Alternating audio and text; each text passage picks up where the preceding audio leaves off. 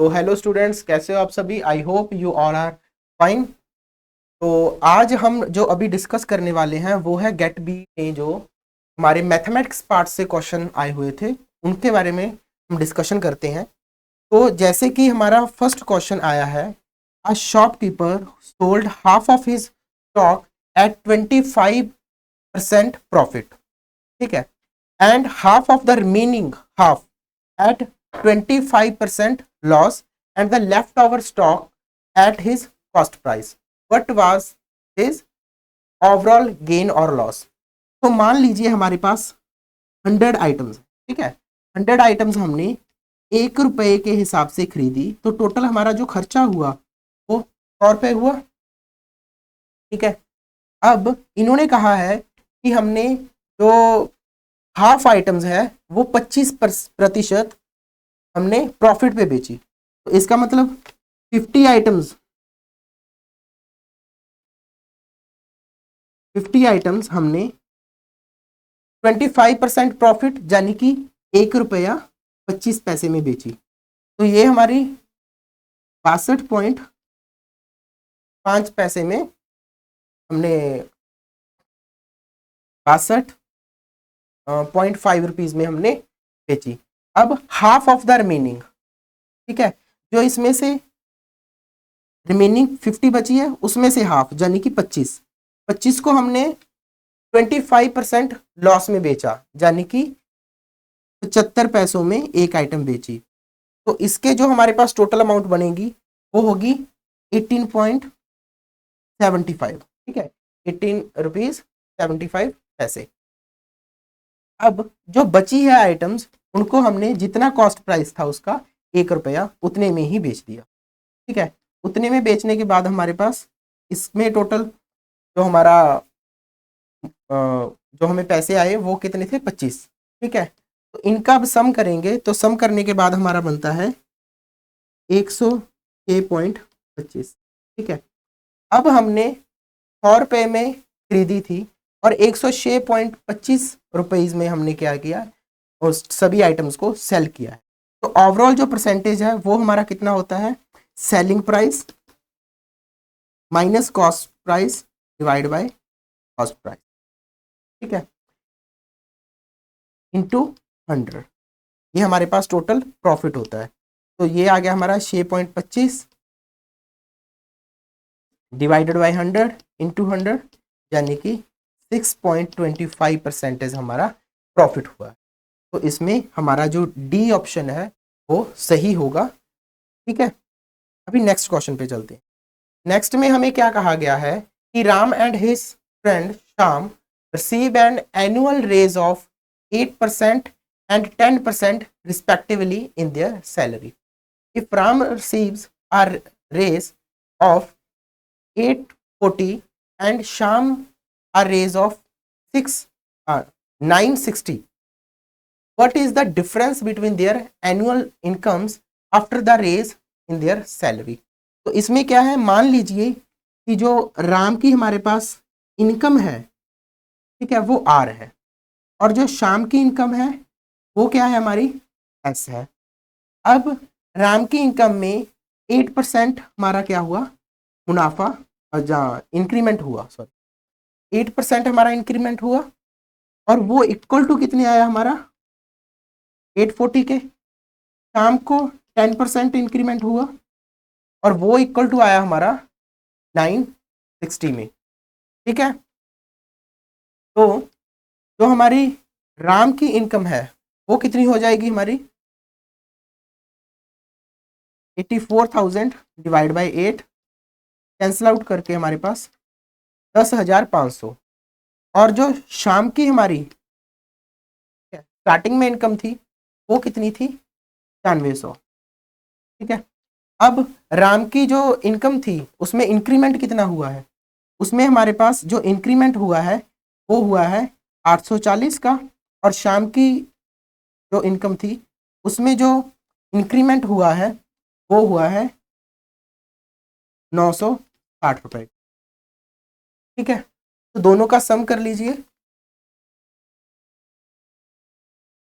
सम करने के बाद हमारे पास क्या बनता है, 11,300 340 बनते हैं हमारे राम के टोटल, और 10,560 राम के। ठीक है, तो अब इन दोनों का डिफरेंस निकालेंगे तो हमारे पास टोटल एनुअल जो इनकम थी दोनों के, उनका डिफरेंस आ जाएगा रेज के बाद वाला। तो ये हमारे पास बनता है 780। ठीक है, तो इसका जो बी आंसर है वो हमारा सही हो जाएगा। ओके, तो अब नेक्स्ट क्वेश्चन पे चलते। ये हमारा एक रीजनिंग का क्वेश्चन है, इसमें ज़्यादा कुछ कैलकुलेशन करने की जरूरत नहीं होती है। इसमें क्या कहा गया है कि इस इंफॉर्मेशन को ध्यान से पढ़िए। अब आप ध्यान से इस इंफॉर्मेशन को अगर पढ़ेंगे तो आपको पता चलेगा कि तीनों स्टेटमेंट्स में ओनली 2 वर्ड्स हैं जो रिपीट नहीं हो रहे। ठीक है, एक तो फर्स्ट में यू है, यू बाकी किसी भी स्टेटमेंट में नहीं आ रहा है। एक लास्ट स्टेटमेंट में गर्ल्स है जो बाकी किसी भी स्टेटमेंट में नहीं आ रहा है। तो ऐसे ही हमने स्टार्टिंग के कोडिंग में देखना है। ठीक है, कोडिंग में हमारे पास एक ऐसा वर्ड है जो कहीं पे भी बाकी में नहीं आ रहा है, वो है एस ए। ठीक है, एस ए हमारा ना ही तो सेकंड स्टेटमेंट में आ रहा है ना ही थर्ड स्टेटमेंट में। ऐसे ही हमारा सी में है, स्टेटमेंट में वर्ड है हमारा कौन सा, टी ए। ठीक है, ये वर्ड ना ही तो फर्स्ट स्टेटमेंट में आ रहा है ना ही सेकंड स्टेटमेंट में आ रहा है। इसका मतलब क्या है, जो गर्ल्स है इसको रिप्रेजेंट करने के लिए उन्होंने टी ए का यूज किया। ठीक है, तो इसका क्वेश्चन का आंसर आ जाएगा हमारा फर्स्ट। और 7 क्वेश्चन को अभी ध्यान से पढ़िए। इसमें क्या कहा गया है, if the parameter of circle is equal to that of a square. मान लीजिए सर्कल का हमारा रेडियस आर है, ठीक है, और जो स्क्वायर की साइड है वो ए है, साइड ऑफ, ठीक है, ए है। तो अब हमारे पैरामीटर दोनों का बराबर कहा गया है, 2 पाई आर इक्वल टू क्या हो जाएगा 4a। तो यहां से r की अगर वैल्यू निकाल लें तो वो 2a डिवाइड बाई पाई आएगी। What is the ratio of the area of circle to that of the square. ठीक है, तो रेशियो निकालनी है सर्कल के एरिया की विद रिस्पेक्ट टू स्क्वायर के एरिया की। तो सर्कल का हमारा एरिया जो होता है वो पाई आर स्क्वायर होता है। ठीक है, और स्क्वायर का क्या होता है एरिया, ए स्क्वायर। तो बस पुट कर दीजिए पाई इंटू आर का square 4a square divide by pi square और नीचे ए स्क्वायर। तो ये हमारे पास पाई से एक पाई कट जाएगा, 4a square divide by pi A square, A square से ए स्क्वायर कैंसिल आउट हो गया। ठीक है, तो ये हमारे पास इक्वल टू आया 4 बाई पाई के। पाई की वैल्यू पुट कीजिए, 22/7 होती है तो 7 ऊपर चला जाएगा, 4 से 22 को काटा तो नीचे हमारे पास 11 आया, ऊपर 2, इन दोनों का मल्टीप्लाई किया था 14/11, 14 रेशो 11। यहाँ पे भी हमारा आंसर है, उसको टिक कर दीजिए। तो ये है हमारा सेकंड नंबर। अब नेक्स्ट देखिए, sum of the digits of a 2 digit number is 14 and the difference between the 2 digits of the number is 2। आपको जब ऐसा क्वेश्चन दिखे तो आप ऑप्शन से जाइए। ठीक है, इसमें फर्स्ट में हमारे पास दोनों का सम 14 आ रहा है, हाँ आ रहा है। सेकंड में दोनों का सम 14 आ रहा है, नहीं आ रहा। थर्ड में दोनों का सम 14 आ रहा है, नहीं आ रहा। फोर्थ में दोनों का सम 14 आ रहा है, नहीं आ रहा। तो इसका मतलब हमारा फर्स्ट जो ऑप्शन है वो सही हो जाएगा। ठीक है, अभी 16 में क्या कहा गया है, if the mean of 5 observation, हमारे पास 5 ऑब्जर्वेशन दी हुई है, इनका मीन फाइंड, मीन बोला है हमें 15 है। ठीक है, then the mean of the first 3 observation, first 3 observation का मीन क्या होगा। तो हमारे पास 5 ऑब्जर्वेशन है, तो इस किसी भी हमारे पास n टर्म्स का मीन निकालना है तो हमारे पास फॉर्मूला होता है कि ऊपर हम n टर्म्स का समीशन कर दें और नीचे डिवाइड बाय n कर। तो यहाँ पे हमारे पास मीन दिया हुआ है 15, ऊपर हम सभी का समीशन करेंगे x+1 x+2, x+3, x+4, x+5 divide by 5 is equals to 15। ठीक है, अब ऊपर सम किया तो 5x प्लस हमारे पास बनेगा 1 2 3 3 3 6 6 and 4 10 10 plus 5 15 15 by 5 is equals to 15। तो यहाँ से 5 कॉमन निकालिए, ऊपर नीचे से 5 कट जाएगा, इक्वल टू 15, यानी कि x की वैल्यू हमारे पास क्या आ गई 12। तो मतलब हमारे पास ऑब्जर्वेशंस कौन कौन सी रहेगी, x+1 13 14 15 16 एंड 17, ये हमारे पास ऑब्जर्वेशंस है। इनमें से फर्स्ट 3 का मीन निकालना है, तो मतलब फर्स्ट 3 का हम क्या करेंगे, समेशन करेंगे, डिवाइड बाय 3 करेंगे, तो यहाँ पे हमारे पास जो इनका मीन आएगा वो आएगा 14, तो 14 को टिक कर दीजिए। ठीक है, नेक्स्ट है हमारा 18th क्वेश्चन। 18th क्वेश्चन में क्या कहा गया है, the average speed of a bus is 3/4 of the average speed of a train. हम मान लेते हैं कि जो हमारी बस की स्पीड है, ठीक है, मान लीजिए स्पीड ऑफ बस इज b, ठीक है, and speed of train is t, ठीक है, दोनों वेरिएबल मान लिए। अब बस की स्पीड है जो वो 3/4 है ट्रेन की स्पीड, और हमें और क्या गिवन है, the train covers 240 kilometre in 12 hours. तो यहां से हम स्पीड चेक कर सकते हैं ट्रेन की स्पीड कैसे चेक करेंगे, total time travel, total distance travel divide by total time taken. तो डिस्टेंस इसने क्या किया हुआ है 240 divide by 12 kilometre per hour, तो ये इक्वल टू आ गया 20 किलोमीटर पर आवर। ठीक है, तो यहां से हमारे पास जो बस की स्पीड है वो कितनी आ जाएगी, इंटू 20 किलोमीटर पर आवर, तो ये दोनों आपस में कैंसिल आउट हो गए 5, यानी कि 15 किलोमीटर पर आवर हमारी बस की स्पीड हो। अब ये पूछ रहे हैं हमारे पास, how much distance will the bus cover in 7 hours. 7 घंटे में बस कितना ट्रेवल करेगी। ठीक है, 1 घंटे में 15 किलोमीटर वो ट्रेवल कर रही है, तो 7 घंटे में कितना करेगी, वो करेगी 7 into 15 into 7, that is equals to 105। ठीक है, तो 105 किलोमीटर ट्रेवल करेगी वो 7 घंटे में, तो इसलिए हम सेकंड को टिक लगा देते। ठीक है, सेकंड हमारा करेक्ट। देन 14th जो 40th क्वेश्चन है, 40th क्वेश्चन में क्या दिया गया है, a girl is facing east, direction का क्वेश्चन है, तो पहले ही हम क्या करते हैं, डायरेक्शंस ड्रॉ कर लेते हैं, नॉर्थ ईस्ट साउथ वेस्ट। ठीक है, एक लड़की है वो क्या कर रही है, हाँ, ईस्ट की डायरेक्शन में मुंह करके खड़ी हुई है, ईस्ट की डायरेक्शन में इधर इधर खड़ी है। अब वो क्या है, ही turns 60 degree in the clockwise direction, clockwise direction में वो 60 डिग्री घूमी, क्लॉकवाइज डायरेक्शन हमारी इधर हो गई, तो यहाँ पे उसने कितना वो किया 60 डिग्री यहाँ पे घूमा। ठीक है, अब उसका फेस यहाँ पे आ गया, ठीक है, उसका फेस इधर आ गया, उसके बाद क्या किया उसने, then again 180 degree in the same direction, यानी कि क्लॉकवाइज ही उसने 180 डिग्री दोबारा से घूमा।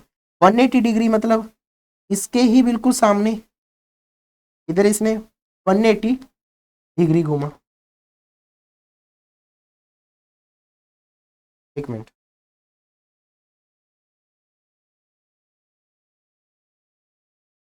ठीक है, 180 डिग्री इधर घूमा, उसके बाद एंटी क्लॉक डायरेक्शन में उसने 260 घूमा, यानी कि एंटी क्लॉक अब वापिस आएगी इस डायरेक्शन में, ठीक है। तो वापिस कितना घूमा, 260। पहले इनका सम कर लेते हैं, 180 प्लस 60, यानी कि ये हमारा जो क्लॉकवाइज डायरेक्शन में घूमी थी वो 250 तो घूमी हुई थी, तो यानी कि ये अब इधर वाली डायरेक्शन में आ जाएगी, ठीक है। 180 प्लस 60, 240 तो इधर ही हो गया, यानी कि 20 डिग्री ये हमारी ईस्ट से नॉर्थ की तरफ हो गया, ठीक है। तो कौन सी डायरेक्शन में इसका फेस होगा, यही कहा गया है। तो अब ये कौन सी डायरेक्शन है, इधर नॉर्थ है इधर ईस्ट है, तो नॉर्थ ईस्ट, ठीक है। नाउ नेक्स्ट क्वेश्चन देखिए, 43rd क्वेश्चन में क्या कहा गया है हमें, Rajesh can do 1/3 of a work in 10 days. Rajesh है जो, वो क्या करता है, काम का तीसरा हिस्सा 10 दिनों में करता है, तो टोटल काम वो कितने दिनों में करेगा राजेश, टोटल काम करने को उसको 30 डेज लग जाएंगे। अगर काम का तीसरा हिस्सा वो 10 दिनों में करता है, तो टोटल अगर वर्क उसको करना पड़ा कभी तो वो 30 डेज लगाएगा। Saurabh can do 40% of the same work, पूरे काम में से जो 40% वर्क है उसको 15 डेज में कर रहा है, ठीक है।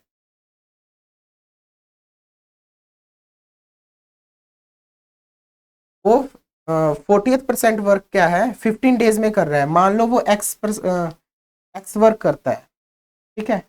इसका मतलब क्या, 40% वो 15 डेज में कर रहा है, ठीक है। तो टोटल वर्क वो 150/4 डेज में करेगा, कैंसिल आउट किया, ठीक, हमारे पास आया 37.5। तो ये मतलब 37 दिन और आधा दिन लेके ये क्या करेगा, और पूरे काम को कंप्लीट कर। ऐसे ही हमारे पास महेश है, महेश क्या करता है 30% वर्क है यो, ठीक है। 30% वर्क को 11 डेज में करता है, 30% मीन्स 3/100 ऑफ टोटल वर्क, उसको 15 कितने दिनों में, 11 दिनों में करता है। तो टोटल काम को कितने दिनों में करेगा, टोटल वर्क को वो करेगा 36 पॉइंट समथिंग आ जाएगा, ठीक है, 36 पॉइंट समथिंग डेज में। तो हमें पूछा क्या गया है, who is the fastest among them, सबसे जल्दी काम कौन करता है, तो सबसे जल्दी जो सबसे कम डेज में करेगा वही सबसे जल्दी काम करता है, तो इसका मतलब क्या है, राजेश 30 डेज में काम कर रहा है, तो मतलब क्या है कि राजेश हमारा क्या है, सबसे फास्टेस्ट काम करता है, ठीक है। Next, the speed of a car is 54 kilometre per hour excluding stoppage. Stoppage पे अगर हम ना रोकें उसको, गाड़ी को जस्ट स्टॉपेज का हम ना गिने, तो उसकी जो स्पीड है वो 54 किलोमीटर पर आवर है। बट अगर हम स्टॉपेज का जो टाइम है वो इंक्लूड कर लें बीच में, तो वो 36 किलोमीटर पर आवर है। तो how long did the car stop in an hour, कि 1 घंटे में वो कितने टाइम वो रुकती है कार, ठीक है। तो अभी हम क्या करते हैं, 54 किलोमीटर पर आवर, मान लो कि वो 1 घंटे में, ठीक है, 1 घंटे में टी टाइम लेती है वो चलते हुए, ठीक है, टी टाइम चलती है वो। तो इसका मतलब जो एक्स, और मान लो कि जो उसका टी मान लो हमारे पास time taken while traveling without stoppage, stoppages को छोड़ छोड़ के टोटल वो टी टाइम चलती है, ठीक है। तो यानी कि, और डिस्टेंस भी हम मान लेते हैं कि डिस्टेंस ट्रेवल, जितना वो डिस्टेंस ट्रेवल करती है, ठीक है। तो डी बाई टी हमारे पास इक्वल टू क्या आ जाएगा, 54 किलोमीटर पर आवर, ठीक है। अब डिस्टेंस तो हमारा उतना ही है, ठीक है। अब टाइम हमने 1 घंटे में माना है कि टी टाइम लेती है वो विदाउट स्टॉपेज, ठीक है। और अब वो 60 मिनट टोटल 1 घंटे में काम टाइम होता है, तो डी वाई 60 इक्वल टू हमारे पास 36 किलोमीटर पर आर है। तो यहाँ से डी की वैल्यू क्या आ जाएगी, 36 × 60 किलोमीटर। तो इसको यहाँ पे पुट कर देते हैं डी की वैल्यू को। तो यहाँ से हमारे पास क्या आएगा, 36 × 60 divide by T equal to 54, ठीक है। तो टी की वैल्यू आ गई हमारे पास 36 × 60 डिवाइड बाई 50। इसको कैंसिल आउट करेंगे, यहाँ पे 10 आया, यहाँ पे 9 आया, फिर 40, यानी कि 40 मिनट्स वो लेती है चलने में। टी टाइम हमने वही किया था ना बीजी, कितना टाइम चलती है, तो 40 मिनट्स चलती है। तो इसका मतलब क्या है, 1 घंटे में 40 मिनट्स अगर चल रही है, यानी कि 20 मिनट वो गाड़ी क्या है स्टॉपेज पे रुकी हुई है। इसीलिए हम फोर्थ हमारा इसमें करेक्ट आंसर आ गया। अब 47वां क्वेश्चन, इसमें क्या दिया गया है, फाइंड एंगल आरपीएस। आरपीएस हमें फाइंड करना है, आरटी एंड एसटी दो टेजेंट्स हैं at point R and S respectively. तो अब हमें आरटीएस उन्होंने दिया हुआ है कि ये एंगल हमारा कितना है, 38 डिग्री है। अब रेडियस और टेंजेंट के बीच में जो एंगल होता है वो 90 का होता है, तो ये एंगल भी 90 हो जाएगा, ये एंगल भी 90 हो जाएगा। और अगर हमारे पास कोई क्वाड्रिलेटरल है, यानी कि 4 साइड्स वाली शेप है, तो उसके जो एंगल्स का सम होता है वो हमारे पास कितना होता है, वो हमारे पास होता है 360। उसमें से 90 ये माइनस कर दो, 90 ये माइनस कर दो, और 38 ये माइनस कर दो। तो जो पीछे हमारे पास एंगल आएगा वो एंगल कौन सा आएगा हमारे पास, SOR एंगल आ जाएगा। तो इसको माइनस करने पे जो हमारा एंगल आ रहा है वो हमारा एंगल कितना है, 180 में से 38 माइनस किया तो ये आ गया हमारे पास 142, ठीक है। 142 ये वाला एंगल हमारे पास 142 है। अब अगर ध्यान से देखिए, तो अगर SR पे के ऊपर हम एक कॉर्ड खींचें, तो इससे क्या होता है कि एक कॉर्ड से अगर सेंटर पे एंगल जितना बन रहा है उतना सर्कल की किसी भी और पॉइंट पे हम, ठीक है, एंगल बनाए वो हाफ होता है। यानी कि जो SOR का एंगल है वो इक्वल टू आएगा 2 टाइम्स SPR। ये हमारे पास 142 डिवाइड बाई 2, तो ये SPR हमारे पास आ गया 71। तो फर्स्ट हमारे पास करेक्ट आ गया। अब है 49वां क्वेश्चन। 49वां क्वेश्चन में हमें क्या दिया गया है, a tin of oil was 4/5 times full, ठीक है। When 6 bottles of oil were taken out from this tin and 4 bottles of oil were poured into it, it became 3/4 of the full. How many such bottles of oil can this tin contain? इस tin के अंदर कितनी bottles contain होगी। तो मान लेते हैं कि जो टी है वो हमारे पास वॉल्यूम है टीन की, और जो वी है वो हमारे पास वॉल्यूम है बॉटल की। तो अब देखो हमारे पास तीन 4/5 फुल था, उसमें से 6 बॉटल्स हमने निकाली, फिर 4 बॉटल्स इसमें भरी, ठीक है। 4 बॉटल्स हमने भरी, वो इक्वल टू आ गया 3/4 ऑफ द टीन। कुछ नहीं, कैलकुलेशन कर लो, 4/5 minus 3/4 into t is equals to 2b, नीचे 20 आ गया, 16 minus 15 into t equal to 2b, यानी कि जो टीन की वॉल्यूम है वो 40 बोटल्स की वॉल्यूम के बराबर है। तो यानी कि एक टीन में कितनी बॉटल्स डल जाएंगी, वो होगी 40। तो हमारा आंसर आ गया 40। ठीक है, इसके बाद क्वेश्चन है, in a hotel 60% guest had vegetarian lunch while 30% had non-vegetarian lunch and 15% had both the types. If 96 guests were present, then how many did not eat either of this type? Percentage में दिया हुआ है ना, तो हम इसका pen diagram बनाते हैं। इसमें क्या हमें दिया हुआ है,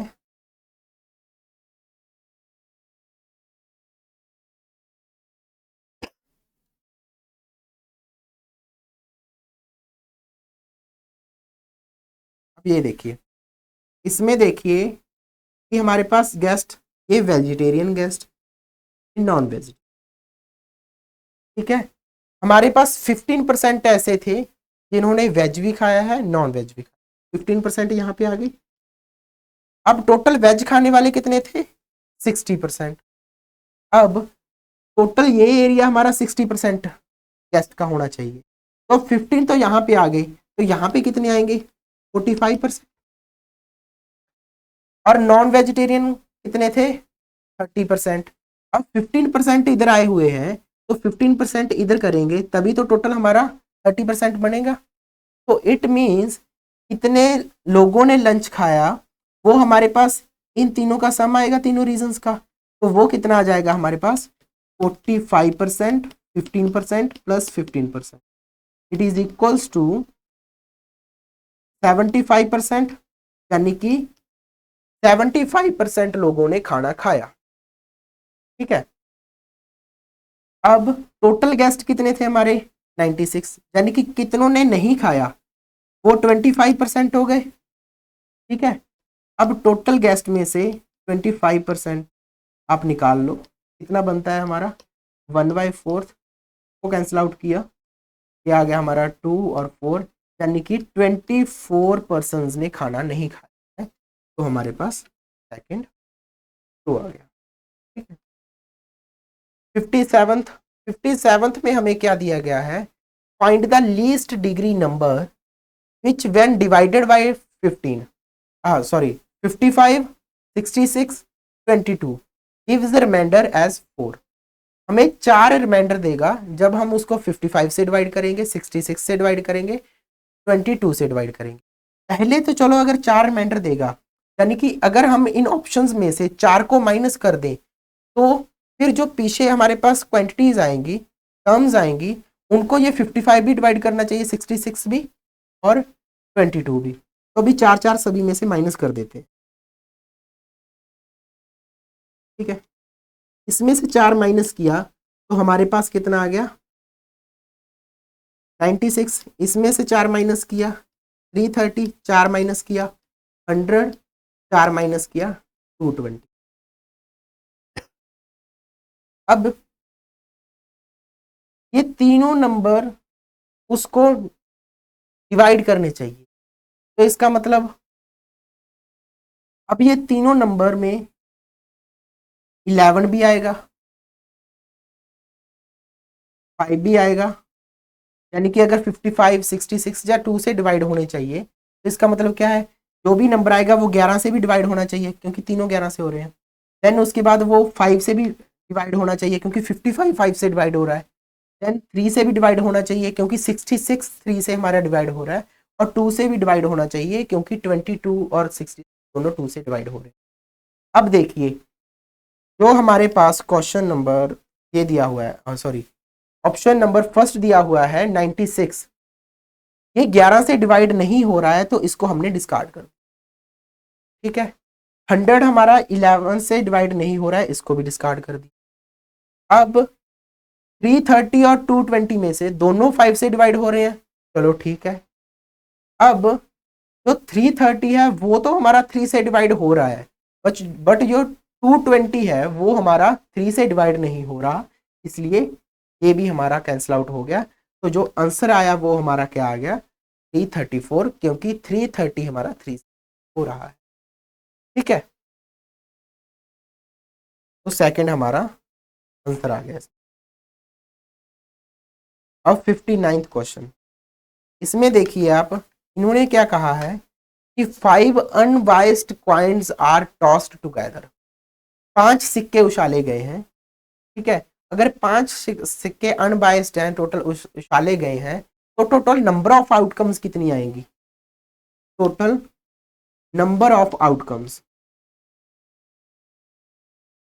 तो टोटल नंबर ऑफ आउटकम्स हमारी आएगी, क्योंकि एक सिक्के के दो ही फेस होते हैं, हेड या टेल। ठीक है, तो 2 रेज टू पावर 5 यानी कि 32 आउटकम्स टोटल होगी। अब इन्होंने कहा है the probability of getting more heads than tails, head हमारे ज्यादा होने चाहिए टेल से। तो ठीक है, पहले हम मान लेते हैं कि पांचों के पांचों हेड आ गए, तो टेल हमारे पास 0।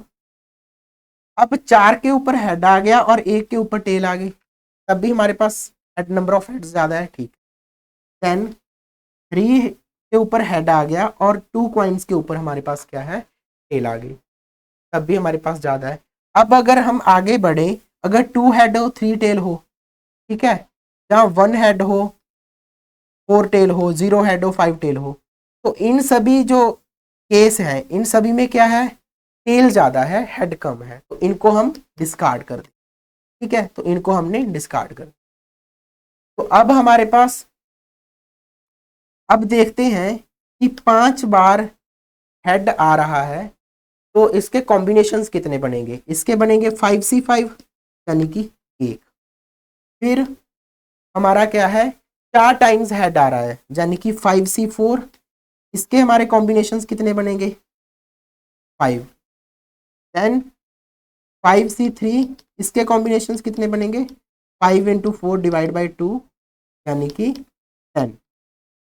तो यानी कि हमारे पास टोटल जो हेड ज्यादा आने के चांसेस हैं, पॉसिबिलिटीज हैं, वो कितनी है 10 + 5 + 1 16, और टोटल नंबर ऑफ आउटकम्स कितनी थी हमारे पास 32, तो दोनों का डिवाइड किया 1/2 आंसर आया, तो इसलिए हमारा थर्ड हो गया। तो इतने ही क्वेश्चंस हमारे मैथमेटिक्स में से आए हुए थे गेट बी में। ठीक है, तो थैंक यू।